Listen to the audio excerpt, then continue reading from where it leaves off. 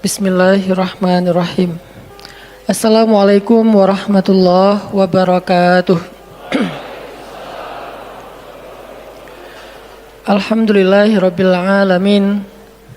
Alhamdulillahilladzi arsala rasulahu bil huda wa dinil haq liyuzhirahu 'alad dini kullihi wa kafa billahi syahida. Asyhadu an la ilaha illallah wahdahu la syarikalah wa asyhadu anna Muhammadan abduhu wa rasuluhu la nabiyya ba'dah. Allahumma salli wa sallim wa barik ala sayyidina wa habibina wa nabiyyina Muhammad wa ala alihi wa sahbihi wa man tabi'ahu ila yaumiddin. Nahmadullaha ta'ala wa nashkuruhu la in syakartum la azidannakum wa la in kafartum inna azabi lasyadid. Qala Allah ta'ala fil Qur'anil Karim, a'udzu billahi minasy syaithanir rajim. Bismillahirrahmanirrahim. Wal 'asr innal insana lafi khusr illa alladhina amanu wa 'amilus shalihat wa tawasaw bil haqq wa tawasaw bis sabr. Wa qala ta'ala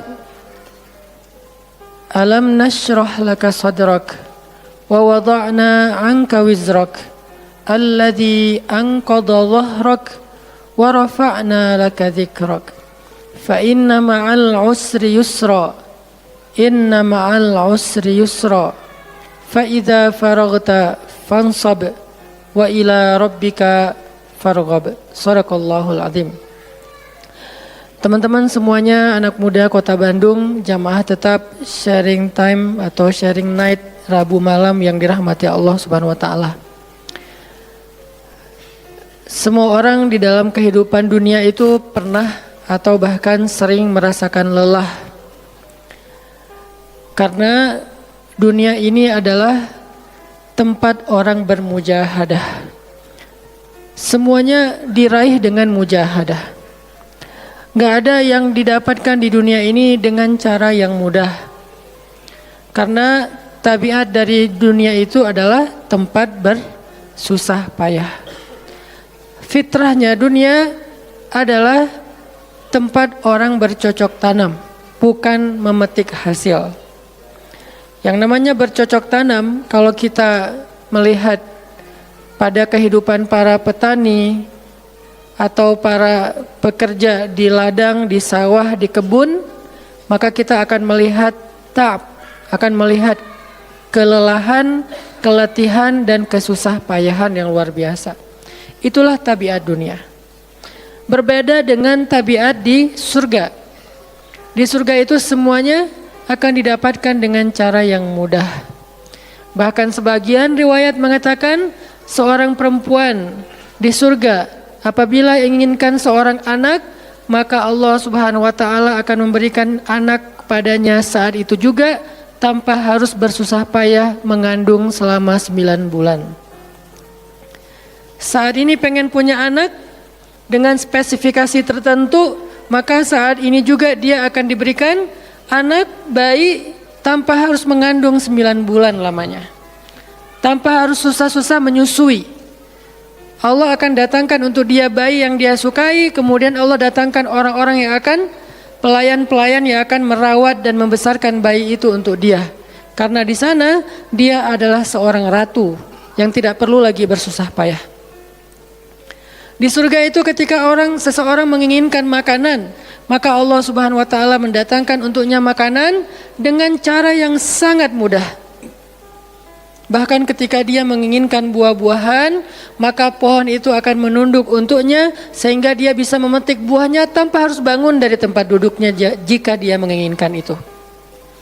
Tetapi kalau dia menginginkan sesuatu yang lebih, misalnya dia ingin berjalan-jalan di kebun-kebun di antara banyak kebun surga, lalu dia ingin merasakan memetik pohon sendiri sambil membawa keranjang-keranjang yang indah, maka Allah juga akan memperkenankan keinginannya. Kaifa yasha, sebagaimana yang dia inginkan. Berbeda dengan dunia. Di dunia, apapun yang kita inginkan itu harus melalui mujahadah, melalui ikhtiar. Bahkan ketika kita ingin menjadi orang yang sekedar tidur-tiduran pun, Allah Subhanahu wa taala mentakdirkan tidur pun lelah. Tidur aja capek. Duduk capek. Ada orang yang duduknya capek akhirnya dia berdiri. Ya. Ada orang yang capek berdiri akhirnya pengen duduk. Kapan duduknya capek pengen berdiri? Salah satu yang sering saya alamin itu kalau lagi naik pesawat. Apalagi pesawat penerbangan 9 jam, 10 jam itu pasti capek banget duduknya tuh. Sehingga kita menginginkan seandainya ada uang kita pengen duduk di kelas bisnis. Tapi karena nggak mampu membeli tiket yang 3 kali lipat lebih mahal di kelas bisnis, ya nggak apa-apa lah di kelas yang biasa ekonomi. Tapi ketika lelah 4 jam, 5 jam pesawat berjalan itu udah luar biasa lelahnya, akhirnya berdiri mondar-mandir di antara lorong pesawat. Artinya duduk aja capek. Nggak ngapa-ngapain, suruh duduk doang. Nggak seperti orang dulu yang berangkat haji atau umroh, naik kapal, lewat darat, pas sampai di laut naik kapal dengan ontanya, dengan kudanya. Orang dulu mencari ilmu itu dengan mujahadah yang luar biasa. Dengan naik onta berminggu-minggu, ini naik pesawat cuma 9 jam, capek. Yang nggak ada guncangan, biasanya guncangannya cuma pas di awal sama pas mau landing doang. Di atas udah jarang ada guncangan karena dengan ketinggian tertentu dan pesawatnya besar. Tapi itu juga capek. Naik kereta coba. Dari Jawa ke Bandung misalnya. Sebutlah dari Semarang, dari Malang, dari Surabaya naik kereta 10 jam. Itu aja capek. Nggak usah jauh-jauh, Bandung Jakarta aja 3 jam setengah. Itu pun capek. Atau kita naik mobil, nggak perlu nyetir. Pakai online, duduk aja di belakang atau di sebelahnya si driver, perjalanan setengah jam dari tempat kerja kita ke rumah atau dari rumah ke tempat kerja, ke kampus, ke sekolah gitu. Itu aja capek. Artinya dunia itu emang kayak gitu tabiatnya teman-teman. Tabiat dari dunia itu adalah lelah. Sehingga kalau ada orang yang menghindari capek dengan tidak ngapa-ngapain, itu hal yang agak klise dan naif. Bagaimana dia bisa menghindari lelah? Bagaimana dia bisa menghindari ta'ab? Bagaimana dia bisa menghindari bosan? Bagaimana dia bisa menghindari dalam keadaan susah payah? Sedangkan dia masih berada di sebuah tempat, bumi, dunia yang tabiatnya memang tempat bersusah payah dan lelah. Satu-satunya cara menghindari lelah yang tidak perlu lagi bersusah payah itu hanyalah masuk surga. Tetapi kan itu tidak terjadi sekarang, kita harus meninggal dulu dan kita belum mau. Ada yang mau meninggal masuk surga sekarang? Kalau dijamin sih insya Allah ya, masalahnya nggak ada jaminan. Kalau para sahabat enak, mereka dapat jaminan. Surga Bilal, sebelum Bilal meninggal, Rasulullah udah bilang, Bima sabaktani ilal jannah ya Bilal. Dengan apa kamu mendahului aku ke surga wahai Bilal? Dengan wudu dan sholat syukur wudu. Begitu juga nanti ada sahabat lain yang dijamin masuk surga bighairi hisab wala azab. Salah satunya adalah Ukasyah. Kalau kita tidak ada jaminan apapun di akhirat kecuali berikhtiar dan bermujahadah untuk bisa mendapatkan kebaikan sebanyak mungkin di sisi Allah. Sehingga alangkah naifnya seseorang yang menghindar dari ta'ab wal ham wal gham. Dia berusaha menghindar dari lelah, menghindar dari susah payahnya kehidupan, menghindar dari beban-beban hidup.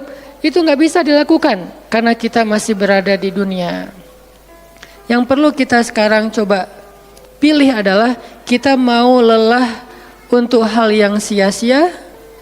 Apakah kita mau lelah untuk hanya bersenda gurau? Apakah kita mau lelah hanya untuk hal yang tidak ngapa-ngapain? Atau justru lelah kita itu untuk sesuatu yang mudah-mudahan beribadah kepada Allah? Makanya disebut dengan lelahnya menjadi lillah. Karena dua-duanya lelah. Ada orang yang pergi ke masjid lelah, capek pergi ke masjid. Tapi ada juga orang yang berbuat dosa, itu juga lelah. Memangnya kalau kita beribadah lelah terus berbuat dosa nggak lelah? Banyak orang yang berbuat dosa lelah dan kita pernah merasakan kehidupan seperti itu. Sehari, 2 hari, sebulan, setahun, 2 tahun, sampai kita benar-benar merasakan lelah banget dengan dosa. Di malam hari berbuat dosa, lelah, akhirnya tidur sepanjang siang.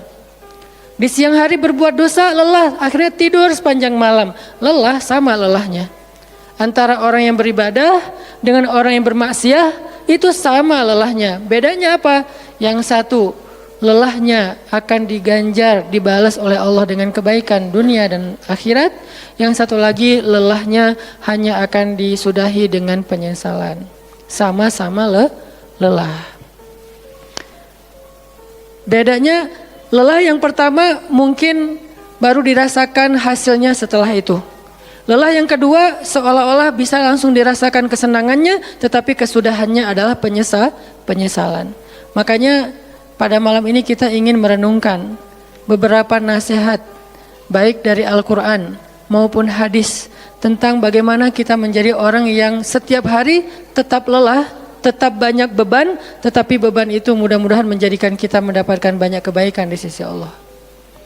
Makanya Nabi SAW bersabda dalam hadis riwayat Bukhari dan Muslim, "An-nasu ka'ibili mi'ah, la takadu tajidu fiha rahilatan." Manusia itu seperti 100 ekor onta. Manusia ka'ibili mi'ah, seperti 100 ekor onta.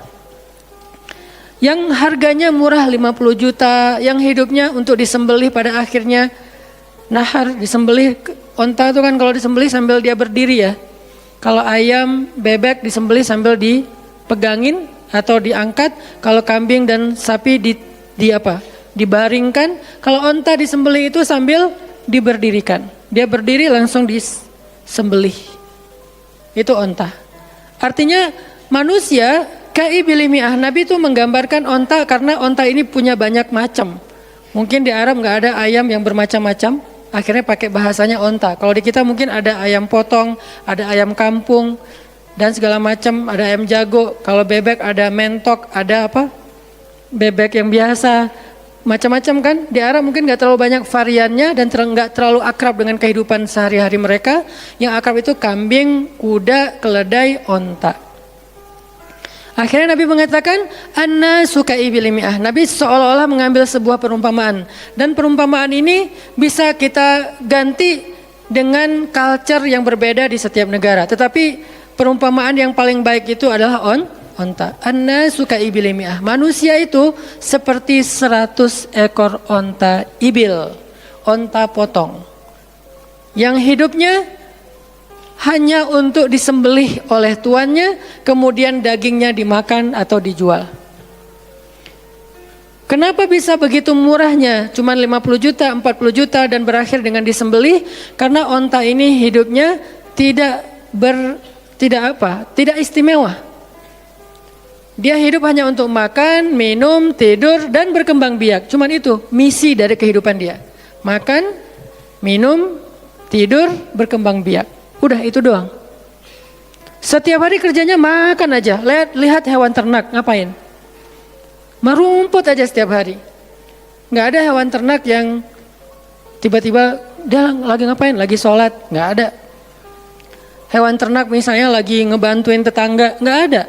Hewan ternak lagi menjenguk yang sakit? Nggak ada. Hewan ternak yang lagi menyelesaikan hajat saudaranya? Hewan ternak yang lagi dengerin curhat? Nggak ada. Kenapa? Karena tugas misi kehidupan mereka itu cuma diciptakan untuk makan, minum, tidur, berkembang biak, udah. Ini namanya kalau di antara onta namanya ibil. Yang hidupnya itu sesederhana itu. Nggak ada yang rumit, nggak ada yang terlalu berlebihan. Dan an-nasu, manusia secara umum mirip dengan ibil. An-nasu ka'ibili mi'ah. Jadi kalau kita bandingkan dari 100 orang itu hampir semuanya seperti ibil. Misi hidupnya itu hanya untuk dirinya. Gimana caranya biar bisa makan, gimana caranya biar bisa istirahat dengan nyenyak tidur, gimana caranya biar punya keluarga, berkembang biak, punya keturunan, dan kemudian dengan keluarganya dia punya family time. Kapan liburan, makan di rumah, jalan segala macam. Cuman itu misi dari kehidupannya. Sehingga Nabi menyebut mereka yang misi kehidupannya hanya dirinya dan keluarganya, ka'ibili mi'ah, seperti 100 ekor onta. Kurang istimewa. Orang yang hidupnya hanya untuk dirinya dan keluarganya itu kurang istimewa. Sehingga disebut dengan ibili mi'ah, 100 ekor onta. Tapi enggak hina, tidak rendah, tidak mungkin melenceng, sesat segala macam, enggak. Dia tetap tidak haram, tidak najis. Nabi tidak mengumpamakan manusia seperti seekor anjing, seperti seekor babi, enggak. Karena itu najis, haram dan seterusnya. Onta, makhluk yang hewan yang baik, cuman tidak istimewa. Di sini tidak ada judgement. Nabi itu orang yang nggak suka menjudge. Nabi nggak mengatakan manusia ini semuanya misalnya dengan kalimat celaan, keledai, enggak. Manusia ini misalnya hewan yang najis, enggak. Nabi mengatakan an-nasu ka'ibili mi'ah, manusia itu seperti 100 ekor onta. La takadu tajidu fiha rahilatan. Hampir-hampir di dalam 100 ekor onta itu kamu enggak mendapati satu pun onta yang dikenal dengan nama rahilatan. Rahilah itu dari kata rihlah. Rihlah itu udah jadi bahasa Indonesia, rihlah. Kemudian di Inggris-Inggriskan jadi traveling, trip, segala macam.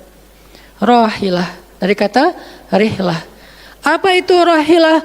Onta yang bertugas untuk membawa beban tuannya dalam perjalanan panjang, baik itu berdagang maupun berperang. Dia punya misi lain selain makan, minum, berkembang biak, terus dipotong. Enggak, misinya lebih keren. Apa? Membawa beban. Membawa beban tuannya. Itulah rahilah. Sehingga punggungnya adalah punggung yang berkah, karena di atas punggung itu ditaruhkan beban terus menerus oleh tuannya. Berangkat bebannya apa, pulangnya beban apa. Karena orang dulu kalau berangkat berniaga, berdagang ke luar negeri, itu tuh bukan berangkat bawa beban, pulang nggak bawa apa-apa karena udah diuangkan, nggak. Mereka barter konsep perdagangannya. Kalau berangkatnya bawa kain, pulangnya nanti bawa karpet. Berangkatnya bawa gandum, pulangnya nanti bawa sutra misalnya. Tetap aja ada beban karena mereka berangkat jual misalnya ke Syam, dari Mekah ke Damaskus. Nanti pulangnya dari Damaskus ke Mekah bawa lagi barang-barang Damaskus yang bisa dijual di Mekah. Pas berangkat bawa barang Mekah yang bisa dijual di Damaskus, pas pulang membawa barang Damaskus yang bisa dijual di Mekah. Li'ila fi Quraisy ilafihim rihlatash syita'i was-saif. Rihlah syita'i was-saif. Mereka melakukan rihlah pada musim dingin dan musim panas. Itulah ilafu Quraisy, kebiasaan orang-orang Quraisy. Ilafu Quraisy, kebiasaan tradisi orang Quraisy. Apa tradisinya?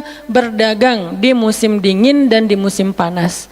Barang dagangannya beda-beda. Kalau musim dingin yang dibawa itu bahan-bahan jaket, bahan-bahan untuk menghangatkan tubuh, bahan-bahan yang kalaupun dia bawa makanan yang biasa dimakan di musim dingin yang menghangatkan tubuh. Kayak misalnya jenis bubur di Arab itu ada namanya adas. Dan itu disebutkan di dalam Al-Quran, di Al-Baqarah. Wa adasiha wa basaliha, ada adas, ada bawang. Adas itu salah satu makanan kesukaan orang Arab di musim dingin. Karena kalau makan adas kayak bubur gitu, dia badannya menjadi hangat. Jadi kayak menghangatkan tubuh gitu. Artinya syita'i was-saif, di musim dingin dan di musim panas, dua-duanya ada barang yang didagangkan. Dan itu adalah ilafu Quraisy, kebiasaan tradisi orang-orang Quraisy. Rihlah. Siapa yang akan dibawa rihlah? Apa yang akan membawa barang dagangan mereka ketika rihlah? Namanya onta rahilah. Onta yang mengangkut beban barang tuannya. Rahilatan. Sehingga onta ini adalah onta yang lebih kuat fisiknya. Onta ini onta yang lebih tangguh perjalanan walaupun mengalami badai. Onta ini onta yang lebih kuat ingatannya sehingga dia menghafal jalan yang dilaluinya. Walaupun terjadi badai dia nggak tersesat. Jarang onta rahilah tersesat. Biasanya yang tersesat itu ibil. Ibil kalau ditaruh di tengah padang pasir, terjadi badai, terus bekas jalannya ketutup dengan pasir, dia bingung. Itu ibil. Sehingga kalau kita baca cerita-cerita tentang orang yang tersesat di padang pasir, rata-rata istilahnya kalau enggak jamal ya ibil. Kalaupun ada onta rahilah yang tersesat, berarti badainya parah banget. Kalau ada hadis onta rohilah tersesat, berarti badainya parah banget. Artinya rohilah ini ingatannya kuat. Dia kalau lewat satu jalan, setahun kemudian lewat lagi dia masih hafal. Itu rohilatan. Dalam teknologi sekarang kita nyebutnya dengan map. Ada banyak platform aplikasi map digital yang membuat kita bisa menghafal jalan. Dan diupdate terus, jalan ini sekarang macet segala macam. Rohilatan punya kemampuan membaca jalan walaupun mungkin berbeda dengan teknologi sekarang. Itu namanya rohilatan. Ini kata Nabi, la takadu tajidu fiha rohilatan. Manusia itu seperti 100 ekor onta. Dan di antara 100 ekor onta itu atau 100 orang itu, hampir kamu tidak mendapati satupun yang bernama rohilatan, yang mampu mengangkat beban lebih. Sehingga di sini Nabi SAW seolah-olah mengajarkan kita, memotivasi kita agar belajar menjadi rohilah. Manusia itu baru istimewa kalau dia menjadi rohilah, kalau dia mengangkut banyak beban, kalau dia menjadi orang yang paling banyak bermanfaat untuk orang lain. Makanya muncullah hadis, khairun nas anfa'uhum linnas, inna ahabban nasi ilallah anfa'uhum linnas. Dua riwayat hadis yang berbeda. Sebaik-baik manusia, kalau dalam analogi yang pertama, sebaik-baik onta adalah rohilatan. Bukan ibil, bukan nakoh, bukan jamal. Sebaik-baik onta rohilatan. Kenapa kok rohilatan? Karena dia yang paling bermanfaat. Soalnya dia yang paling banyak mengangkut beban. Sehingga dengan analogi tentang onta rohilah, kita menerjemahkan hadis khairun nas, sebaik-baik manusia dengan istilah khair. Arti khair itu memberi lebih, arti khair itu bermanfaat. Khairun nas anfa'uhum linnas, sebaik-baik manusia yang paling bermanfaat untuk orang lain. Dalam riwayat yang lain, inna ahabban nasi ilallah, sesungguhnya orang yang paling dicintai Allah di antara manusia, anfa'uhum linnas, yang paling bermanfaat untuk orang lain. Itu yang paling dicintai Allah di antara manusia. Muncul lagi hadis yang mirip, inna ahabbal a'mali ilallah sururun tudkhiluhu ala qalbi muslim. Sesungguhnya perbuatan, amal soleh, aktivitas, pekerjaan yang paling disukai Allah di antara yang kita lakukan dalam kehidupan sehari-hari adalah membahagiakan hati orang lain. Ini semuanya hadis-hadis yang memiliki makna yang sama, yaitu menjadi pengangkut beban. Lelah Ustadz, lelah. Enggak ngangkut beban, lelah juga. Ngangkut beban, lelah juga. Cuman bedanya, orang yang lelah tanpa mengangkut beban, hidupnya penuh dengan keluh kesah, tidak ada yang menghargai, tidak dimuliakan, akhirnya dia ngeluh. Ada kan banyak orang yang ngeluh karena merasa dirinya nggak dihargai orang lain. Tetap aja ngeluh. Ada juga yang ngeluh karena terlalu banyak beban. Padahal dua-duanya sama-sama ngeluh, kenapa nggak memilih yang lebih baik? Memangnya kalau kita nggak ngangkut beban, kita nggak akan berkeluh kesah, ngeluh. Ngeluhnya mungkin bukan capek, ngeluhnya nggak ada yang hargai. Dan itu udah sunnatullah, kalau kita pengen dihargai, pengen dimuliakan, kita harus menjadi orang yang paling rohilah, yang paling banyak ngangkut beban. Nggak bisa kita jadi ibil tapi pengen diperlakukan seperti rohilah, itu nggak bisa. Kita tuh ibil, hidupnya untuk diri sendiri, nggak bantu siapa-siapa, nggak peduli dengan siapa-siapa, harta kita nggak bermanfaat untuk orang lain, pikiran kita nggak bermanfaat untuk orang lain, lisan kita tidak bermanfaat untuk orang lain, wawasan kita tidak bermanfaat untuk orang lain, apalagi tenaga kita nggak bermanfaat untuk orang lain, skill kita nggak bermanfaat untuk orang lain, semua tentang diri kita hampir tidak bermanfaat untuk orang lain, lalu kita ingin dihargai seperti orang yang paling bermanfaat. Ini naif, klise, nggak ada seperti ini, bukan sunnatullahnya. Karena seseorang itu diberi balasan sesuai dengan mujahadah. Al-jaza ala qadril masyaqqah, balasan tergantung susah payahnya dalam berikhtiar. Siapa yang mujahadahnya lebih, maka rewardnya lebih, jazanya lebih. Jadi saya kadang-kadang ngerasa, dulu saya juga pernah merasa kayak gitu. Kenapa kok dia dihormati saya enggak? Kita enggak boleh cemburu tanpa alasan. Seolah-olah misalnya harusnya hormati semua orang dong, nggak bisa. Itu udah fitrah manusia dan sunatullah dalam kehidupan di dunia. Kalau kita pengen dihormati orang, kita harus menjadi rohilah. Kalau kita pengen dihargai orang, kita harus jadi rohilah. Nggak bisa kita berharap dihargai oleh pasangan kita atau calon pasangan kita, tapi kita nggak punya tanggung jawab, nggak bisa. Kalau teman-teman pengen dihargai oleh pasangan halalnya, teman-teman harus mengangkat tanggung jawab yang lebih berat daripada dia. Kalau dia yang capek, kita leyeh-leyeh aja di rumah, tapi kita minta dihargai, saya kan suami. Suami itu bukan status, suami itu peran. Ada orang dia jenis kelaminnya perempuan, tapi dia suami. Kenapa? Karena dia mengambil peran laki-laki. Dan itu saya melihat banyak perempuan seperti ini, hebat dan memalukan bagi suaminya. Di beberapa tempat saya melihat suaminya di pagi hari nggak kerja, cuma nongkrong-nongkrong aja di warung.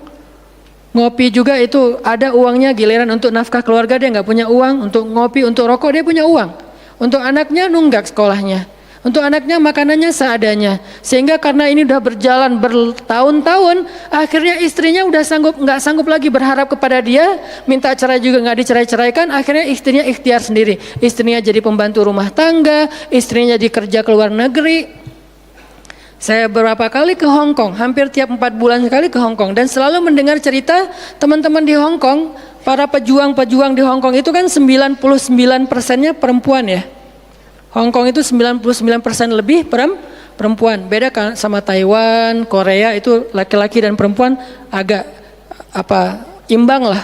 Tapi kalau Hong Kong itu bisa dibilang dari 100 pekerja 99 orangnya bahkan lebih adalah perempuan. Dan semua mereka punya masalah yang hampir sama di negerinya, di kampungnya. Masalahnya mereka terpaksa untuk berangkat ke luar negeri karena ada yang demi membiayai sekolah anak-anaknya, single parent. Kemana suaminya? Suaminya pergi dan tidak bertanggung jawab. Atau suaminya ada tapi tidak mampu mencari nafkah. Terpaksa dia kerja ke luar negeri dengan segala macam resiko. Dan banyak banget kasus di Hong Kong. Siapa juga yang mau jauh-jauh dari keluarganya, apalagi punya anak masih kecil ya. Kemarin kita baru dengar cerita seorang anak yang harus merawat ayahnya yang sakit kanker gara-gara di rumahnya nggak ada siapa-siapa, ibunya berjuang di luar negeri. Kenapa? Karena suaminya sakit. Kalau ini masih bisa kita pahami lah. Tapi kemana pamannya misalnya? Kemana misalnya kakaknya, nggak tahu punya kakak atau gimana, nggak tahu kondisi pamannya. Yang jelas bahwa ternyata kita itu dihargai itu bukan karena kita berstatus suami. Kita dihargai karena kita berperan sebagai suami, bukan berstatus sebagai suami. Kalau suami pengen dihargai, ambillah peran suami.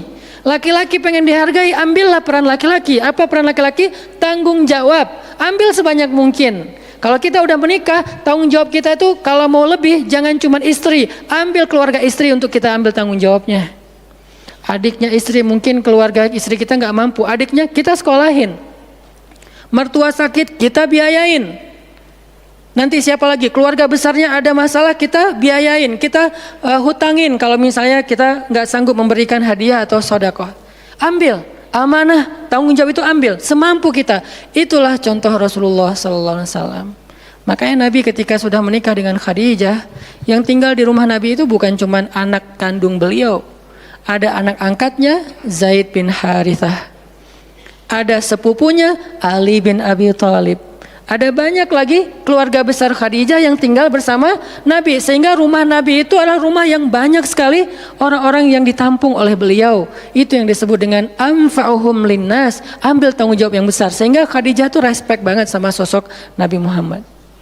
Bahkan sebelum Nabi dapat wahyu, sehingga gak disebut Nabi, respect sama sosok seorang Muhammad. Apalagi setelah beliau dapat wahyu, beban beliau bukan lagi keluarganya sekarang, beban beliau adalah umatnya. Yang diurus oleh Nabi bukan lagi keluarga sekarang setelah dapat wahyu, umat. Dan umat di sini lintas nasionalisme. Ada yang datang dari Persia, namanya Salman Al-Farisi. Ada yang datang dari Romawi, namanya Suhaib Ar-Rumi. Ada banyak sahabat-sahabat yang lintas kabilah, bukan hanya orang Quraisy. Ada yang datang dari Yaman, termasuk Sumayyah dengan Yasir, keluarga yang pertama syahid dalam Islam. Ini dari Yaman. Kemudian pindah lagi ke Madinah yang bukan orang-orang Quraisy. Di sana ada Bani Mudhar dari kabilah Aus dan Khazraj, nanti berkembang lagi sampai ke Asia, Eropa dan seterusnya. Inilah bebannya Rasulullah sallallahu alaihi wasallam. Sehingga Allah menyebutnya dengan istilah rahmatan lil alamin. Rahmah. Tahu arti rahmah? Rahmah itu kasih sayang. Maksud kasih sayang memberi sayang. Kasih sayang, bukan minta disayangi. Jadi kalau kita mau berkasih sayang, ya kasih sayangnya, jangan sayangi saya dong. Itu bukan kasih sayang, namanya terima sayang. Bukan kasih sayang, terima sayang, minta sayang. Itu namanya bukan rahmah, bukan mawaddah. Yang namanya rahmah, kasih sayangnya. Kalau kita nggak punya sayang, berarti kita nggak punya rahmah. Apa bentuk sayang kita? Perhatian. Apa bentuk sayang kita? Perasaan. Apa bentuk sayang kita? Dengan harta. Itu sayangnya. Dan Nabi, wa ma arsalnaka illa rahmatan lil alamin. Tidaklah kami mengutus engkau Muhammad kecuali untuk menjadi kasih sayang kepada alamin. Arti rahmah dalam tafsiran yang lebih luas menyelesaikan hajat manusia seluruh alam. Seluruh alam. Itulah kenapa Nabi Muhammad menjadi orang yang paling mulia. Karena yang diambil bebannya itu bukan satu keluarga Khadijah. Bebannya itu bukan satu kota Makkah. Bebannya itu bukan cuma orang Arab. Alamin. Sehingga Allah mengatakan, wa rafa'na laka dzikrak. Kami angkat engkau menjadi manusia yang paling mulia. Karena beban yang diambilnya paling berat. Apa beban Nabi? Apakah cuma ceramah? Enggak cuma ceramah. Kalau cuma ceramah gampang. Saya pernah menjadi penceramah dan saya pernah menjadi programmer dalam dakwah. 8 tahun saya ceramah di Bandung, gampang banget. Dan kalau mau nyaman jadi ustadz, mending saya jadi penceramah aja, gampang banget. Diundang-undang, ustadz mau dijemput? Ya jemput dong, jemput. Ya, ustadz kan dijemput, jarang kita jalan sendiri, seringnya dijemput. Dan karena dia pengen memuliakan kita, dia cari di tempat itu siapa yang punya mobil paling bagus untuk menjemput ustadz. Kalau di kampung, cari siapa yang punya mobil baru yang tahun misalnya 2018 lah, kalau nggak ada 2019. Saya punya, ya udah pinjam ya untuk jemput ustaz. Oh boleh, saya senang, jemput. Kalau perlu yang punya mobilnya sekaligus jadi supirnya, jemput ustaz. Enak jadi penceramah. Jemput, tunggu di depan rumah, nggak langsung ketok. Kenapa? Nggak enak mau ngetok, biar ustaznya santai aja. Ustaznya keluar dibukain pintu. Terserah mau duduk di depan, duduk di tengah. Kalau ustadznya duduk di tengah, nggak ada yang di sebelahnya, kosong. Mau goler-goler, mau jungkir balik, bebas. Ustadz. Saya pernah ngalamin masa kayak gitu. 8 tahun, mudah banget. Diundang-undang, semua wajah tersenyum. Nggak ada yang cemberut, namanya juga ustadz. Selamat datang ustadz, alhamdulillah bisa ketemu sama ustadz, silakan. Duduk dikasih makanan yang paling baik. Dihidangkan segala macam, minuman aja 5 jenis. Sampai bingung nih mana yang mau diminum. Ustadz mau apa? Kadang-kadang beberapa teman-teman panitia yang sangat udah pro banget nanya. Ustadz itu nanya ke asisten lah atau siapa manajemen, kalau dia punya manajemen. Ustadz itu sukanya makanan apa? Disediakan makanan kesukaan ustadz. Kalau ke Bandung ustadz senangnya makan apa? Disediakan makanan khas Bandung kesukaannya ustadz. Dicari dari restoran terbaik yang ada di kota itu. Ini perlakuan terhadap ustadz, nyaman banget kalau ceramah tuh. Ceramah berapa lama? Terserah ustadz. Kalau lagi mood 3 jam. Kalau enggak lagi mood 45 menit. Ustadz kok ceramahnya cuma sebentar? Saya lelah sekali. Oh enggak apa-apa ustadz, istirahat ya ustadz, sehat terus ya ustadz, doain. Pulang dianterin. Maaf dikasih amplop, transport segala macam. Kadang-kadang wah ngasihnya cukup untuk 2 bulan makan. Masya Allah enak. Kalau cuman yang disebut dengan rahmatil alamin itu cuman ceramah, itu bukan rahmatil alamin. Walaupun itu salah satu kebaikan. Tapi kemudian setelah 8 tahun saya berdakwah dengan ceramah, saya mengubah konsep dakwah saya menjadi programmer. Memprogram masjid. Al-Latif. Saya ngomong dengan Pak Iman beri saya kesempatan memprogram Al-Latif, bikin gerakan, bikin dakwah. Bukan masjid yang memprogram, kemudian ustadz mengisi, itu salah. Menurut saya, Keliru kalau masjid membuat program, ustadz cuma mengisi program itu. Keliru. Ustadz yang program, masjid fasilitasi, nanti insya Allah akan berkah. Alhamdulillah Pak Iman, Ketua DKM Al-Latif sepakat. Ya udah ustadz silakan, mangga, dikasih waktu 2 tahun. Kalau nggak ada perubahan diambil alih. Dalam 2 tahun kita coba program dari awal. Bikin gerakan anak muda, pemuda hijrah lahir waktu itu. Mulai programming, gimana caranya biar masjid rame. Dari yang cuma 20 orang kajian setiap Rabu malam, dari dulu udah Rabu malam. Yang hadir berapa orang? 20 orang. Kalau Persib lagi main, libur. Semua pada nonton. Malah sering lagi libur. Kadang-kadang Persib nggak main. Terus yang main siapa? Yang main Piala Eropa kah, Piala Champion kah, Liga Eropa, Piala Dunia, libur. Akhirnya berkembang pelan-pelan jadi setengah masjid, satu masjid, membludak keluar masjid sampai ke Jalan Cendana. Akhirnya pindahlah ke masjid ini. Kenapa? Karena udah nggak nampung, nggak enak juga dengan tetangga, karena parkirnya kemana-mana. Kan kita pindah ke sini karena Al-Latif nggak nampung. Nah, ketika dakwah berubah menjadi programmer, bebannya beda. Udah nggak kayak dulu, nggak beda. Pergi taklim, pergi sendiri. Bahkan berkorban dengan harta sendiri, bareng-bareng dengan teman-teman, semuanya lelah. Kita meeting sampai tengah malam. Emangnya gampang membuat tren hijrah? Nggak mudah teman-teman. Kita harus meeting, mikirin. Sekarang tambah lagi beban yang lain, Barisan Bangun Negeri. Para ustadz berkumpul, bikin gerakan bersama. Kita bikin Barisan Bangun Negeri. Dikasih amanah untuk jadi amirnya, mikirin apa yang harus kita lakukan. Program pertama saya bilang less waste. Isu lingkungan. Kenapa? Kita pengen jadiin masjid sebagai 911. Tapi pelan-pelan, nggak bisa langsung. 911 ini nanti kalau ada masalah di masyarakat, tetangga masjid yang ditelepon masjid. Anak saya sakit, telepon masjid. Ada yang meninggal, telepon masjid. Ada yang pingsan, telepon masjid. Ada yang baru diputusin, telepon masjid. Sampah ini udah darurat. Bandung ini hanya batas deadline penanganan sampah kita kalau kata Pemkot itu sampai 2023. Kalau kita nggak punya alternatif, ini akan jadi masalah besar. Jakarta, saya kemarin ke Jakarta sampai 2022, lebih cepat sedikit daripada Bandung. Artinya mereka hanya bisa menampung sampah sampai 2022. Sisanya kalau nggak ada solusi alternatif, maka akan terjadi masalah besar, tumpuk sampah di depan rumah masing-masing selama nggak usah sebulan, seminggu aja gimana rasanya? Nggak ada yang ngambil sampah di depan rumah kita, seminggu aja. Petugas sampah nggak ngambil sampah di depan kos-kosan, di depan rumah. Sehari telat aja itu udah nggak enak, apalagi seminggu, sebulan, setahun, jadi gimana? 2022, kota-kota besar rata-rata terancam dengan bom waktunya sampah. Kita angkat less waste supaya masjid menjadi salah satu media komunikasi antara Pemprov, Pemkot, pemerintah kepada publik. Kenapa? Soalnya trust publik kepada masjid itu bagus. RT RW bikin program pungut sampah edukasi dan campaign tentang sampah, yang datang sedikit.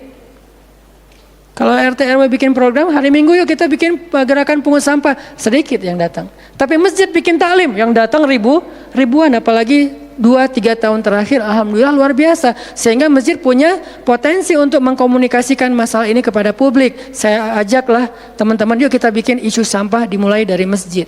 Jalan 2 Bandung, Bintaro udah jalan. Next mau kita jalankan di Jogja, di Malang dan di Pontianak. Seluruh masjid di Indonesia.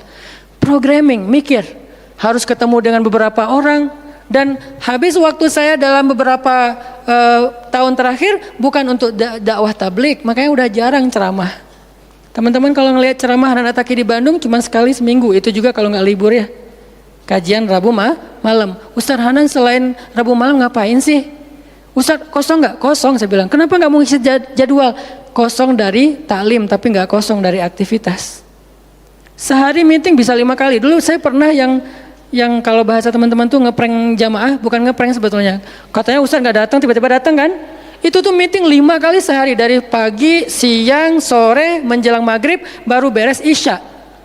Meeting dengan siapa aja Ustaz? Banyak hal yang harus kita bereskan untuk bisa memunculkan satu program kecil.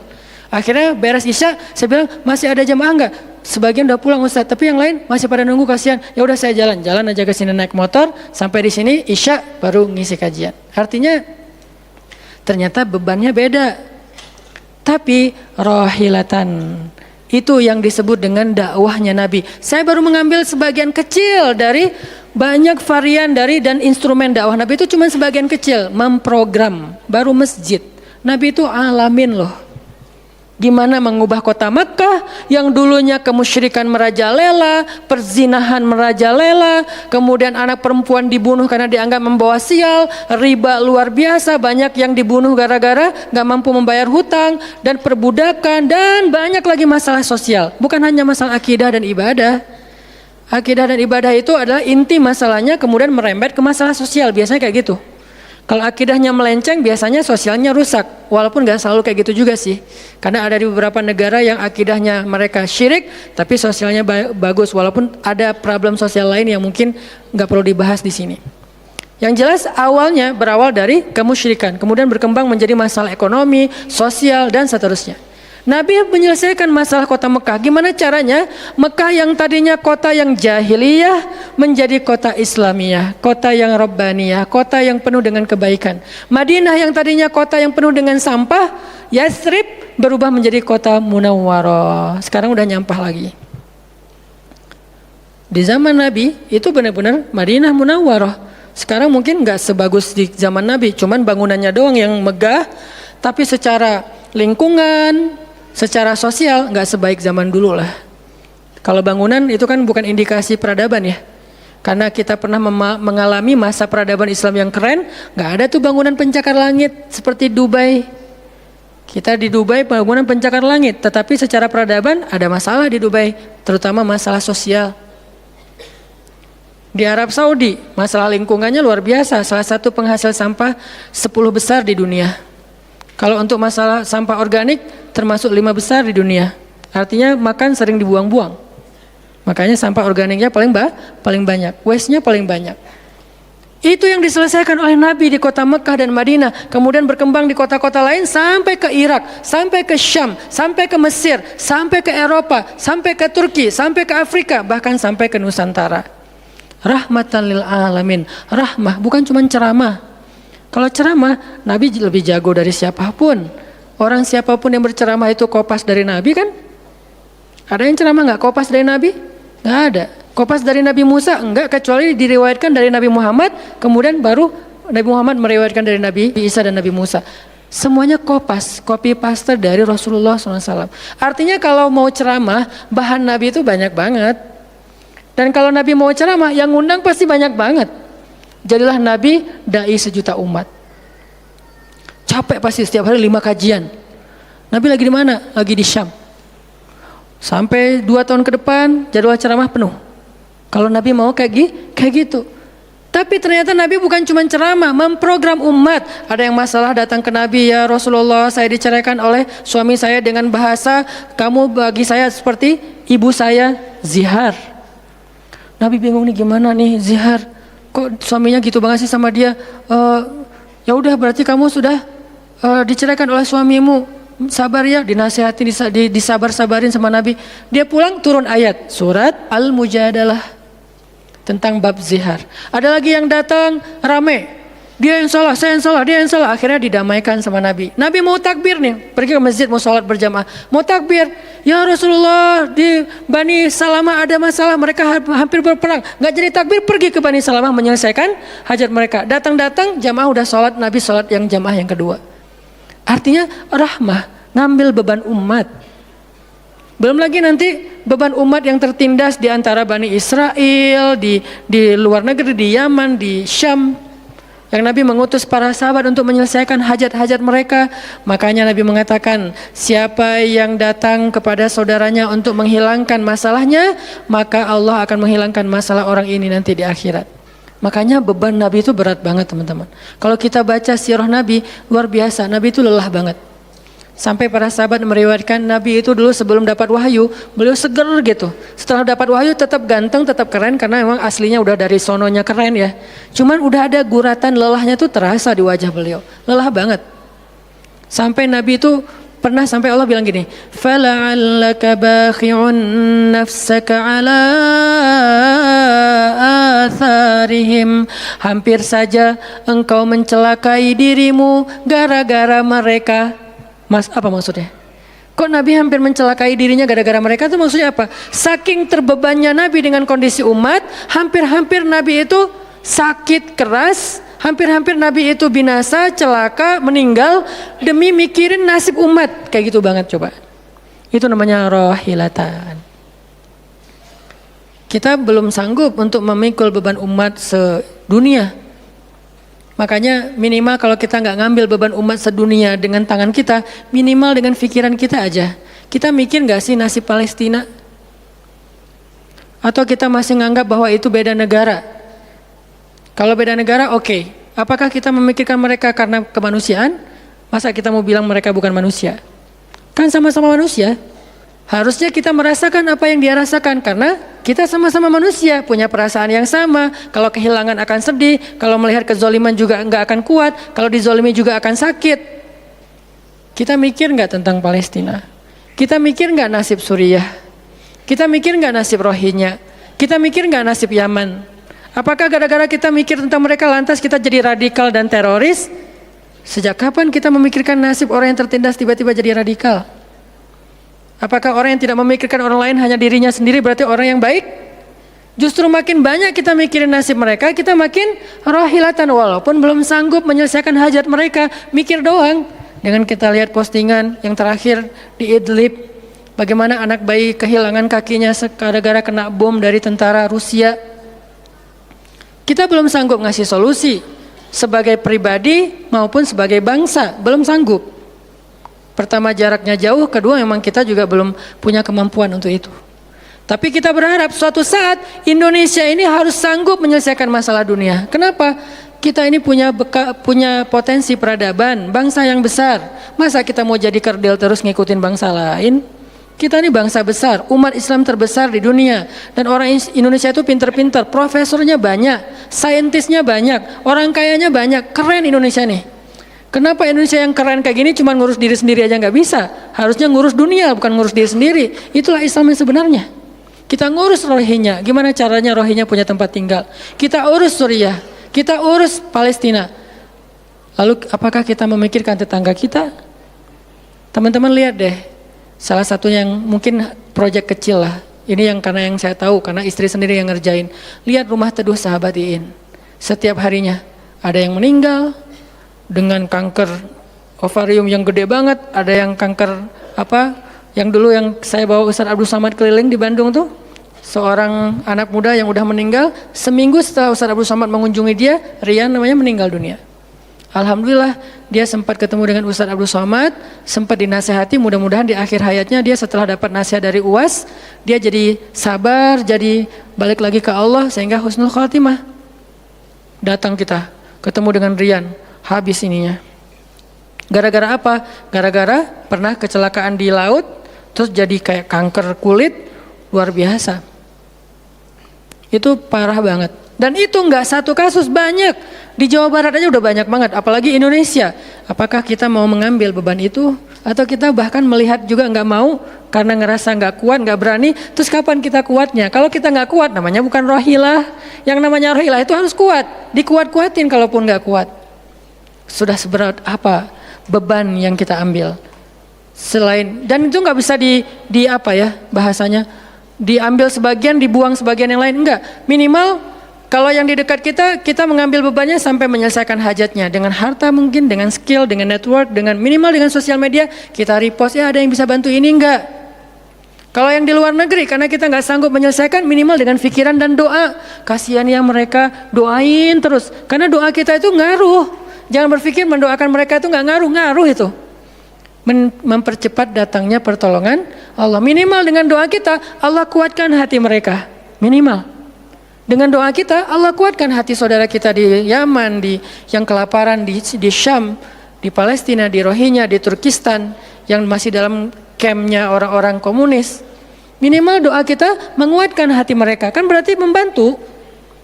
Ada orang yang ketika dapat musibah, kita datang nggak bisa ngasih solusi, tapi begitu kita nasihati lalu kita doakan, itu udah membantu dia, minimal hatinya jadi lapang. Kemudian kita doakan, dia merasa diperhatikan. Bukankah itu sebuah bantuan? Dan itu rahilah. Semuanya aja yang di luar negeri kita pikirkan, apalagi yang di dalam negeri, semampu kita. Makanya nama barisan kita tuh Barisan Bangun Negeri. Kalau ditanya, apa Ustadz tujuan bikin gerakan Barisan Bangun Negeri? Ya bangun negeri. Masa masih ditanya ya? Karena masih ada yang nanya, ngapain sih tuh ustadz-ustadz ngumpul mau bangun negeri? Itu udah jelas dari namanya juga. Terus santrinya ngapain? Namanya Santri Bangun Negeri. Ustadznya Barisan Bangun Negeri, ada 2 nama. Para guru, saya pelan-pelan pengen ngumpulin para guru-guru yang seleting. Supaya kita barengan. Ngumpulin pelan-pelan. Namanya Barisan Bangun Negeri. Nanti teman-teman yang ngikutin para guru, para santri, namanya Santri Bangun Negeri. Jadi kalau ditanya mau ngapain, mau bangun negeri. Programnya apa? Pertama, program isu lingkungan. Nanti naik lagi isu sosial. Naik lagi isu healthcare, kemanusiaan, kesehatan, dan seterusnya. Kan itu tugas pemerintah, kita nggak mau menyalahkan siapapun, udah capek berdebat. Tugas kita sekarang siapa yang pengen jadi rohilah. Itu yang dilakukan para guru kita sekarang teman-teman di Barisan Bangun Negeri. Mikir, kemarin saya 40 jam nggak tidur. Dari Bandung ke Jogja. Di Jogja ada acara, udah beres acara, kita ada meeting yang penting banget, yang bikin saya sesak sampai sekarang. Itu ada diskusi yang saya tidak bisa sampaikan ke publik. Itu diskusi dari jam 11 malam sampai jam setengah 4 subuh. Kenapa diskusinya sampai malam Ustaz? Karena besok kita semuanya udah pada bubar. Udah pada pulang masing-masing ke negerinya sehingga nggak sempat ketemu. Ketemunya kita cuman malam Selasa. Selasa subuh pesawatnya udah mulai ada yang pesawat jam 5, jam 6, jam 7. Jadi malam itu harus kita selesaikan meeting kita. Meeting lah kita sampai jam setengah 4 subuh. Beres meeting langsung ke bandara. Saya dengan salah satu ustadz ke bandara berdua naik flightnya pas bareng. Belum selesai tadi meetingnya, meeting lagi di pesawat. Dari Jogja ke Jakarta. Di Jakarta saya ketemu dengan beberapa teman-teman yang pengen mendukung program pesantren yang sedang kita dari setahun yang lalu ingin kita buat. Tapi juga belum cukup untuk membebaskan lahan. Karena kita butuh 15 M membebaskan lahan. Alhamdulillah udah terkumpul sekitar 2 M. Masih jauh dari target. Baru membebaskan lahan. Belum membangun. Akhirnya bahasa istri saya ngamen di Jakarta dari pagi, siang, sore, malam. Malam pulang. Di kereta juga diskusi lagi sama istri karena ada beberapa program yang harus kita bereskan. Sampai rumah jam 12 malam. Jadi 1 hari setengah. Hampir 2 kali 24 jam baru istirahat. Itu kalau programming. Beda dengan ceramah. Diundang ke Jogja. Ustaz ceramahnya di Jogja. Oke, jam berapa? Isya. Ya udah saya datangnya maghrib. Terbang jam 5 sampai di sana maghrib. Ceramah, beres ceramah saya tidur. Gampang kan? Beres ceramah jam 11 malam balik ke hotel. Dipesankan hotel sama panitia. Hotelnya mau yang gimana Ustaz? Terserah, yang dekat-dekat aja biar nggak capek di jalan. Oh ya Ustaz, dikasih hotel biasanya yang enak, yang deluxe. Masuk ke hotel, mandi air hangat. Ya. Beres mandi air hangat, pesan makanan online. Karena tadi belum makan, misalnya kalau telat makan juga, pesan datang ke kamar. Kadang-kadang saya cuma pesan 1 jenis, mereka pesan 3 jenis. Saya belum makan, lapar, boleh nggak pesan sate? Oh boleh Ustaz. Datang sate, datang mie godok, datang apa, banyak. Semuanya ditaruh di depan kamar. Ustaz, ini udah ada makanannya. Masya Allah makanannya banyak gini. Kalau cuma ceramah, habis makan jam 12, tidur. Bangun sholat subuh, beres subuh, olahraga. Ya, karena di hotel treadmill. Beres treadmill, berenang. Beres berenang, breakfast. Beres breakfast, terbang ke Bandung. Kan enak ya? Kalau cuman ceramah. Jadi kerjanya cuman 1,5 jam pas ceramah. Itu juga santai. Namanya juga ceramah gampang. Tapi kalau programming, buat program kayak tadi ceritanya, meeting nggak beres-beres. Sampai enak dengan meeting. Kopi entah berapa gelas. Ada yang digulaan, ada yang nggak digulaan. Ada yang pakai susu, ada yang nggak pakai susu. Sampai diistilahkan yang nggak pakai susu kopi akhi, yang pakai susu kopi ukhti. Semua jenis kopi. Artinya rohilatan. Ternyata memang benar kata Nabi, manusia itu seperti 100 onta, sedikit yang rohilatan. Makanya sekarang kita mau milih mau jadi rohilatan atau mau jadi 100 onta. Dimulai dari hal yang kecil. Saya ngajak teman-teman, yuk kita jadi rohilah, kita angkat beban negeri kita, beban bangsa kita. Saya pengen banget masjid itu jadi kayak rumah teduh. Sekarang yang menjalankan pasien kanker kurang mampu se-Jawa Barat, salah satunya rumah teduh itu. Yang sekarang ada 15 rumah dengan sekitar 300 pasien. Yang setiap kali operasi itu 40 juta. Karena kalau pakai BPJS antrinya setahun. Sehingga harus pakai jalur normal. Dan beberapa di antara mereka belum sanggup untuk membayar cicilan BPJS sehingga nunggak nggak bisa pakai. Kita selesaikan.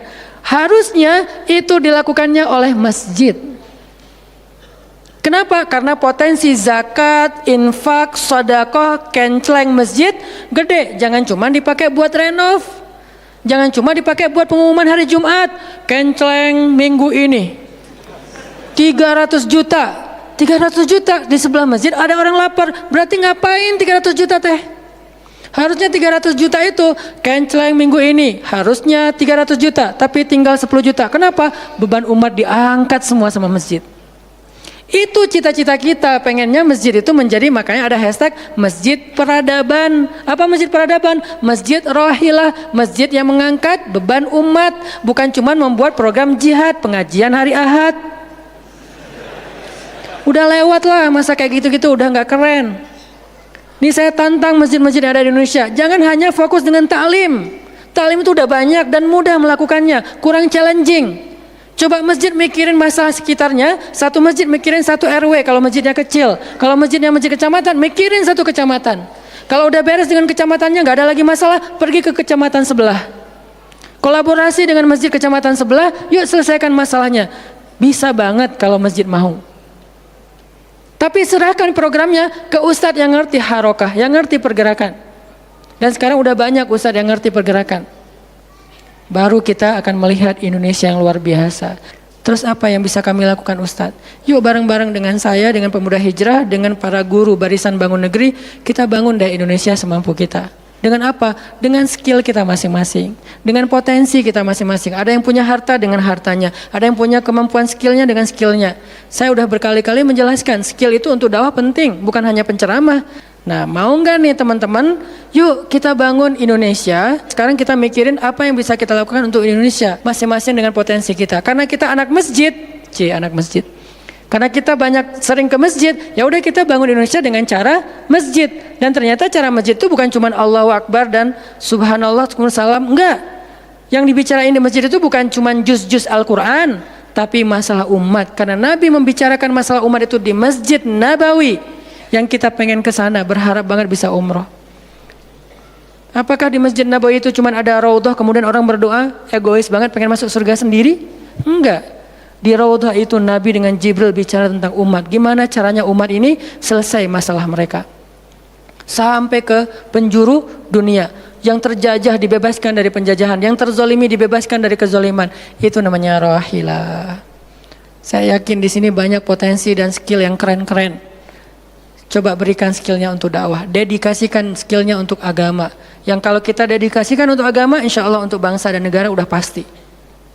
Karena agama kita itu bukan agama ritual. Agama kita ini adalah agama kehidupan.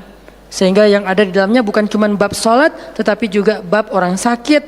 Dan kita tahu banyak hadis tentang itu, bab lingkungan, dan kita mulai tahu hadis-hadis tentang itu. Yuk kita dedikasikan skill kita, potensi kita, harta kita untuk agama Allah. Kita angkat beban umat bareng-bareng. Karena kalau saya ngangkat sendiri, saya paling-paling ngangkat sanggupnya itu 100 kilo. Itu juga udah ngos-ngosan.